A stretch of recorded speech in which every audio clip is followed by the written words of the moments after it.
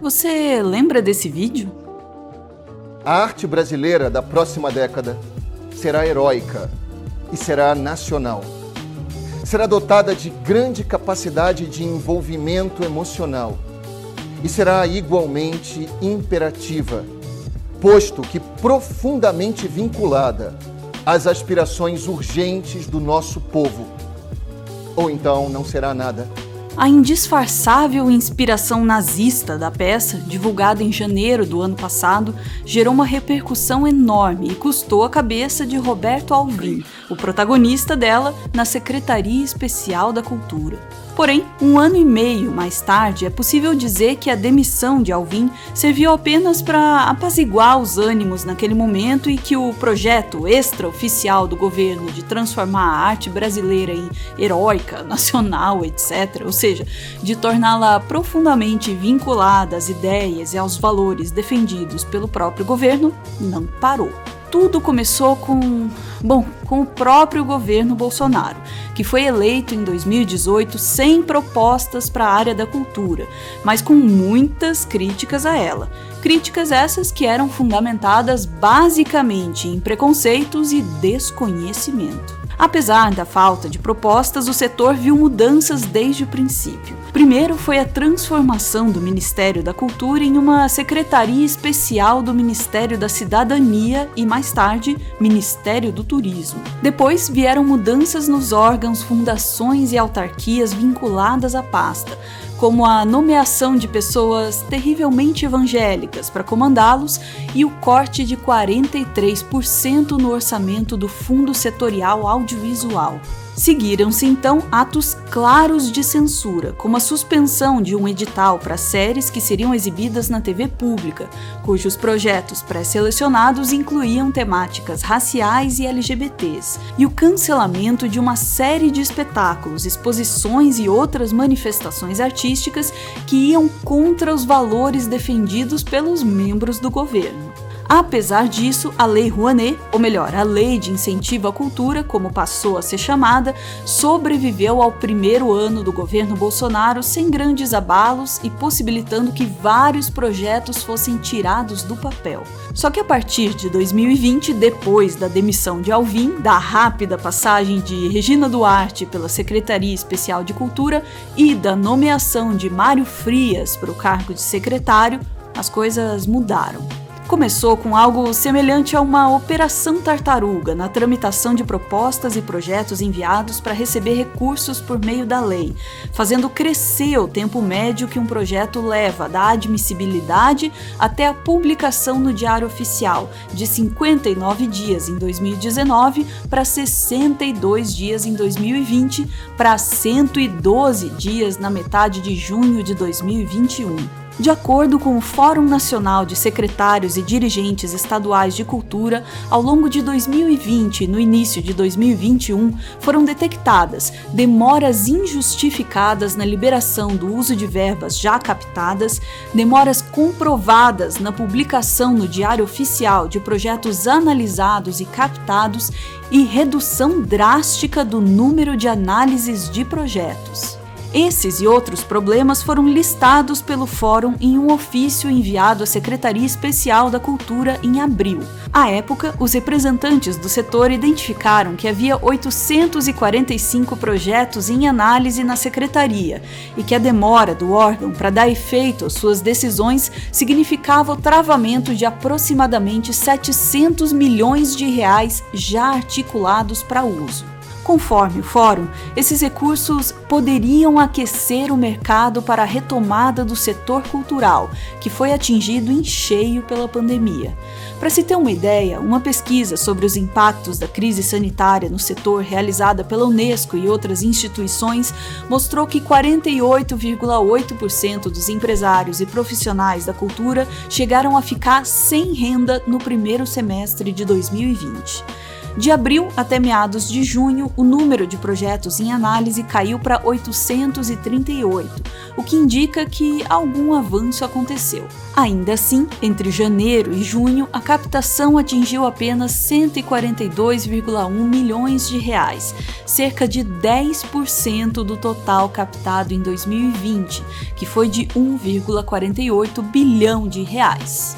Embora os valores costumem subir no segundo semestre, a falta de projetos aprovados e o descredenciamento de pareceristas pode fazer com que isso não aconteça, impactando o fomento à cultura pelos próximos meses. Isso porque o teto para captação via Lei Rouanet, ou seja, o valor total de impostos de que o governo vai abrir mão para ser destinado ao incentivo à cultura, é estabelecido ano a ano por meio da Lei de Diretrizes Orçamentárias e leva em conta o valor captado no ano anterior. Oficialmente, a Secretaria Especial da Cultura alega que a redução do ritmo só aconteceu para evitar um aumento no passivo de prestações de contas de projetos finalizados, o que seria uma exigência do Tribunal de Contas da União.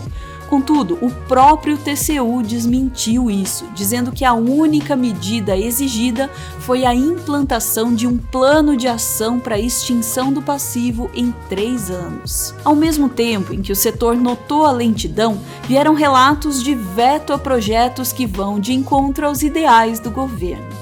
Em fevereiro, por exemplo, a manutenção do Instituto Vladimir Herzog, que leva o nome do jornalista morto pela ditadura militar, foi vetada. A justificativa foi que ele não desenvolve apenas atividades culturais. Além disso, surgiu outra questão. O mandato da comissão responsável por analisar os projetos que buscam recursos via Lei de Incentivo à Cultura acabou. E até o momento não há previsão para que uma nova seleção de membros seja feita. Criada há 30 anos, junto com a Lei Rouanet, a Comissão Nacional de Incentivo à Cultura, a CNIC, é considerada um dos principais mecanismos de transparência da Lei de Fomento. Isso porque é formada por membros do governo e representantes da sociedade civil com experiência e conhecimento técnico na área da cultura, os quais são responsáveis por avaliar os projetos que pleiteiam recursos por meio da lei. Os mandatos da CNIC duram 2 anos. Perto do fim deles, o governo costuma publicar um edital para selecionar novos membros. Porém, isso não aconteceu até agora, e o mandato do último biênio acabou no fim de março. Questionada sobre o tema, a Secretaria Especial da Cultura afirmou que haverá um edital. Porém, a única medida tomada em relação a isso até agora foi a publicação de uma portaria autorizando o secretário nacional de Fomento e Incentivo à Cultura, André Porciúncula, a avaliar os projetos submetidos à lei e decidir sozinho quais devem ou não receber recursos, o que leva o setor a temer que as decisões sejam tomadas com base em gosto pessoal e também que haja censura. Vale dizer que, até assumir o cargo em setembro de 2020, Porciúncula era capitão da Polícia Militar da Bahia e, até onde se sabe, não tem qualquer experiência anterior na área da cultura. Ao que parece, o que aproximou o PM do governo e acabou lhe rendendo um cargo foi o perfil religioso, o apreço pelas ideias de Olavo de Carvalho e a defesa do armamento da população. Tanto Porciúncula quanto o secretário especial da Cultura, Mário Frias, foram convidados a participar de uma audiência pública sobre o tema, promovida pela Comissão de Cultura da Câmara dos Deputados no dia 30 de abril, mas eles sequer responderam ao convite. 3 dias depois, Porciúncula participou de uma live voltada para artistas cristãos, o qual tinha por objetivo ensiná-los a utilizar o mecanismo de fomento. Na ocasião, além de orientar os artistas sobre o funcionamento da lei, Porciúncula defendeu o investimento na produção cultural cristã e disse que ele não acontece por uma interpretação errada da ideia de Estado laico e pela aversão das empresas aos valores cristãos. Defendeu ainda sua nomeação para o cargo de secretário nacional de Fomento e Incentivo à Cultura, apesar da falta de experiência técnica na área, dizendo que não foi chamado para pintar a Capela Sistina ou fazer uma sinfonia de Beethoven, e que todos somos homens de cultura. E por fim, disse que a demora para recompor a CNIC é um mero atraso burocrático. Com problemas técnicos, o evento foi repetido poucos dias depois e, na segunda vez, contou também com a participação de Mário Frias. Apesar de estar ali para ensinar produtores a acessar a lei, o secretário aproveitou a oportunidade para alfinetar aqueles que utilizam a lei. 12 bilhões de reais e o pessoal continuar esperando que o governo continue financiando. O que vocês fizeram com 12 bilhões de reais? Vocês não apoiaram o mercado? Como se não houvesse um mercado de cultura. E como se, ainda assim, não houvesse a necessidade de incentivar atividades culturais e de democratizar o acesso a elas. No fim de maio, o Ministério Público Federal abriu um inquérito para investigar se a aprovação de projetos via Lei Rouanet vem sendo motivada por questões político-ideológicas. Enquanto isso, os profissionais da área e o público beneficiado por projetos aguardam, seja por respostas do Ministério Público Federal, pela tramitação de seus projetos ou por alternativas para o setor nesse momento.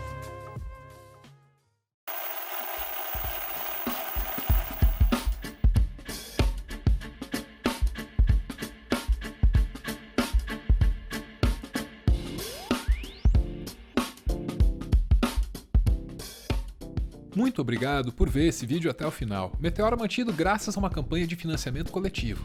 E quem participa aparece aqui no finalzinho para receber o nosso agradecimento e, claro, para homenagear quem ama. Ah, reparou que a música tá diferente? Pois é a versão do Fernando, esse que tá aí no fundo, de camiseta listrada, que aparece aqui hoje para homenagear a família, o tio Fábio, tia Vilma e o primo Raul.